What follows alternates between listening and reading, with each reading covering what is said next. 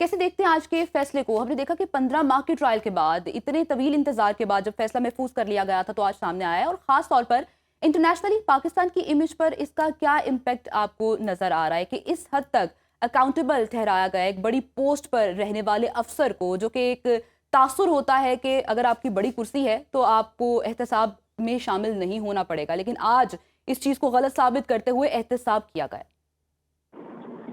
बहुत शुक्रिया। देखें, ये हक और सच की फतह है और पाक फौज का दाखिली निज़ाम बहुत मजबूत है। उसका एहतसाबी ढांचा कानूनी बुनियादों पर इंतहाई मजबूत तरीके से काम कर रहा है। ये आज साबित हो गया और मैं समझता हूँ कानून से कोई बड़ा नहीं है। और ये जो फैसला आया है इससे जो हमेशा एक ये साबित हुआ है कि कोई शख्स किसी भी इदारे में बैठा हो, हाँ के पाक फौज का अपना निज़ाम तरीक़ेकार है, मगर पहली दफ़ा ये हुआ है कि इस लेवल एक एहतसाब का अमल हुआ है। और मैं समझता हूँ ये आइंदा जो है कोई भी इस तरह की ये रास्ता रुकेगा। ये जो एहतसाब हुआ है और जो इस शख्स ने किया इस मुल्क के साथ, इस मुल्क के जो सियासत में उसका किरदार रहा, उसका मैं समझता हूँ जो ये आज अंजाम हुआ है। ये जो जिस तरह हमारे पार्टी के सरबराह हमारे कायद नवाज शरीफ साहब ने अदालत के बाहर खड़ा होकर कहा था, मैं अपना फैसला अल्लाह पे छोड़ता हूँ, और अल्लाह ने उसको सुरखरू किया है। जो हालांकि ये एक फैसला जो आया है ये उनके जो जुर्म है उनकी सजा है, मगर इसका ज़रूर कंट्रीब्यूशन मैं समझता हूँ इसमें है सियासत में।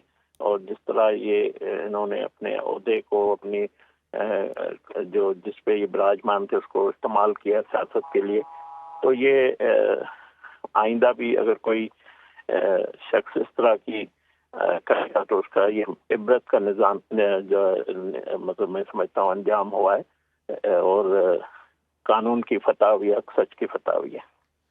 बिल्कुल सही। अच्छा खेलदार साहब, ये भी बताइएगा कि जिस तरह से पाक फौज की अकाउंटेबिलिटी की तो बात हमने की, पूरी दुनिया जानती है कि पाक फौज की अकाउंटेबिलिटी का जो सिस्टम है वो किस हद तक स्ट्रांग है, तो क्या आप नहीं समझते कि पाक फौज की तरह बाकी पाकिस्तान के जितने भी इदारे हैं इनको भी एहतसाब के मामले में इस एक्सरसाइज को अपनाना चाहिए?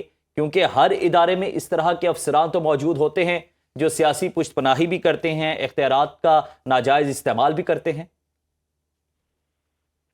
जी बिल्कुल, आप दुरुस्त फरमा रहे हैं। और ये किसी भी इदारे में कोई भी इस तरह की कोई जो है कानून हाथ में लेना, उसका गलत इस्तेमाल करना, और ये तमाम बाकी जो इदारे हैं उनको भी इसी तरह खुद एहतसाबी का अमल करना चाहिए। और ये मैं समझता हूँ पाक फौज का एक डिसिप्लिन इदारा है और उसमें अगर हो सकता है तो बाकियों में क्यों नहीं हो सकता। और ये आम आदमी की ख्वाहिश भी है कि कोई भी शख्स जो है कोई कानून को हाथ में लेता है या कोई उसका गलत इस्तेमाल करता है, करप्शन करता है, कोई अपने ओहदे को किसी पे इंतकाम का निशाना बनाता है, तो उसको इबरत का निशान बनना चाहिए किसी भी डिपार्टमेंट में हो।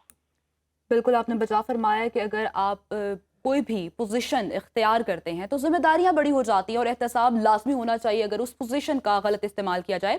खिलदार साहब, ये भी कहिएगा, अभी 9 मई का भी ट्रायल चल रहा है जो कि इंतहाई अहम है, और अगर उस पर इल्जामात साबित हो जाते हैं तो आपको क्या लगता है कि ये फैसला किस हद तक सख्त सामने आना चाहिए? अभी 4 इल्जामात थे जो साबित हुए हैं, उस पर 14 साल की कैद बामुशक्कत हुई है। 9 मई की अगर हम लोग बात करें तो उसमें हमने देखा था कि शहदा की यादगारों को नुकसान पहुंचाया गया और आम आवाम तक इस पर बहुत नेगेटिव इम्पैक्ट पड़ा था। उसके ट्रायल पर अगर इल्जामात साबित हों तो क्या लगता है आपको कितनी सख्त सजा होनी चाहिए एक और मिसाल कायम करने के लिए?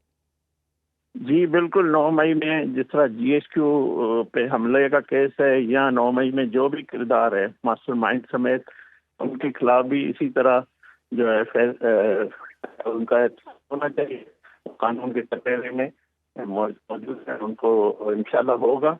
मैं समझ